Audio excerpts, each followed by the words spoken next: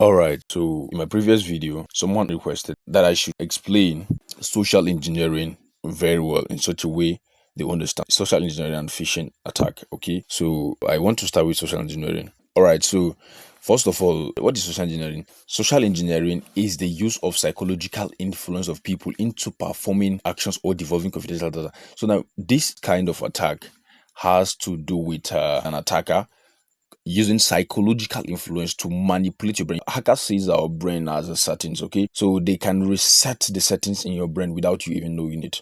So that is what social engineering is. And it is a very, very dangerous kind of attack in cybersecurity. So let me give you a very simple example of social engineering. Let's say someone sends you a friend request on Facebook with a fake profile and a fake name that looks real, okay? All this information are fake, but then you don't see it as fake because they have a profile. They have took time to build a profile with someone's image. You understand? So that is it. So they start with, hello, how are you doing? Okay. Before jumping into normal conversation, they might use a curiosity-based questions just because they want to trick your brain. So they might use a curiosity-based questions. The kind that you may want to reply immediately. Okay. So maybe they may say, you first look familiar. Have we met somewhere before? You understand? So this kind of question. Or maybe, do you attend certain school? They may call the school. You understand? I think I have seen you there. And these informations are what we post online. Let's say, for instance, now they are the informations we post online. You understand? Maybe about ourselves. When he have seen something very little about the school, he might seems not to know, but then he's just going to ask. Okay, so are you from? Then he might call any town. Okay, based on the information he have. You look like someone I know before. Okay, you look like someone I know, or maybe something like, I think we have met. I think we have crossed paths before. So that's it. These questions look harmless, friendly, and intelligent. Okay, they are to trigger your curiosity and make you want to respond. That is it. I hope you're getting it. Once you answer, they move into the next phase. Remember, this is harmless. So now they begin to build a friendly conversation with you. Questions like, which area do you stay? Which school do you attend? You understand? What course are you studying? From there, you now start discussing about your course. Okay, do you live in campus? Things like that. You understand? Do you live in campus? Which you might decide to respond. This feels normal, still safe, still harmless. You understand? And they pretend to relate. Okay, I know that place. You understand? Because you told him you're this thing. I know that place. My cousin studied there. These are questions they are responding to your this thing, that which may seem so harmless. You understand? But in reality, they are collecting your data piece by piece. They might move this to either WhatsApp or any other platforms. Okay, so let's say for instance now they are moving to WhatsApp. They can now start by saying, I wish I can have your WhatsApp number so we can talk there, which really seems something, or maybe another question or something very, very different. Okay, they might use a different method to collect your WhatsApp number. Okay, and once you give it, they now have 1, your name; 2, your school, right? 3, your course; 4, your location; and 5, your WhatsApp. Okay, and then your picture, because you obviously you must have a picture on your social media account. Okay, so this is enough to start deep manipulation. Okay, now let's look at it. Before they even contact you, they must have a list of information they want to collect about you. You understand? So let's look at it. I've built a software for that, and you can see it right here. This one is just purposely designed to enable me to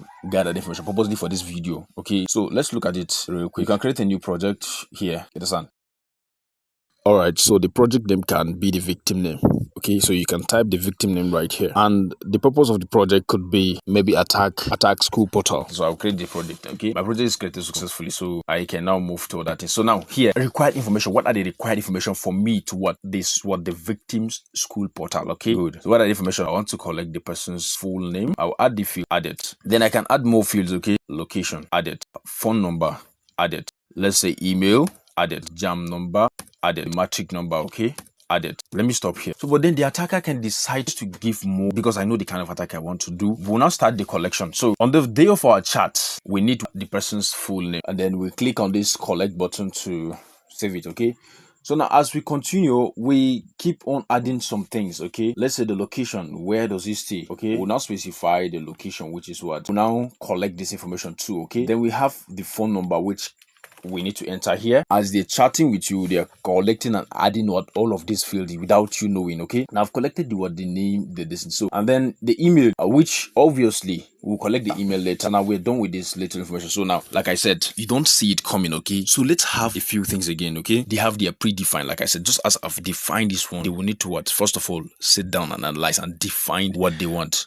Okay, so after defining, then here comes the advanced trick, okay, the dangerous part. Because we want to get this, look at, we want to get their email, we want to get their jam number and matric number. These three things are left, okay? So how do you collect that? After gaining your trust. So the question is, why do I call this the dangerous part or the advanced trick? It is advanced trick because the information that will be collected here are not just casual information, they are more sensitive information. Collecting someone's email, collecting someone's matric number, collecting someone's jam number, and the rest. So these are really, really sensitive information, and they are not information that you can just ask someone casually and they cannot give it out to a stranger like that. You understand? You're just a stranger and you cannot get that information. So how then do social engineering work? You know, remember we talk about social engineering as the act of manipulating human brain. So how do we manipulate human brain to get this information? So how do we manipulate and trick individuals into giving out this very sensitive information about them that will allow us to maybe use it and log into the portal? Some portals just need jam number as the username and the password, and you can access and log in. So how do we get the matric number? How do we get the email? And that is why I said the dangerous, because you can get someone's location by just casual, just as I've said earlier. You can ask someone, where do you stay? So many more. So someone will be willingly and openly say those things because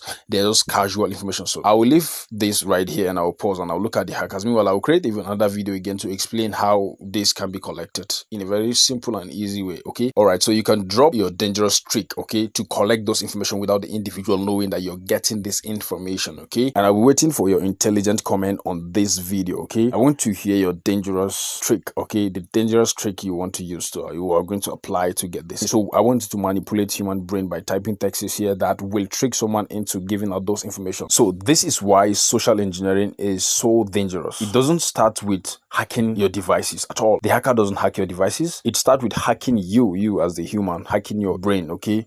Hacking your operating system, which is your brain. So that is it. Now, that is all I have to say. So now this information that we collected can be used to do something. So now after filling out this whole information, if I click on the submit button there, this software will definitely analyze and give me a result of what things I can do with the data I've collected about the individual. So this is very, very dangerous. Social engineering is very, very dangerous. Thousands of people lose access to their account, their money, and even their identity every single day, because we cannot stop every hacker in the world, but we can stop them from hacking the people around us. Share this. Let's make social engineering harder for attackers and safer for everyone else. Thank you so much for your time. Thank you for watching this video.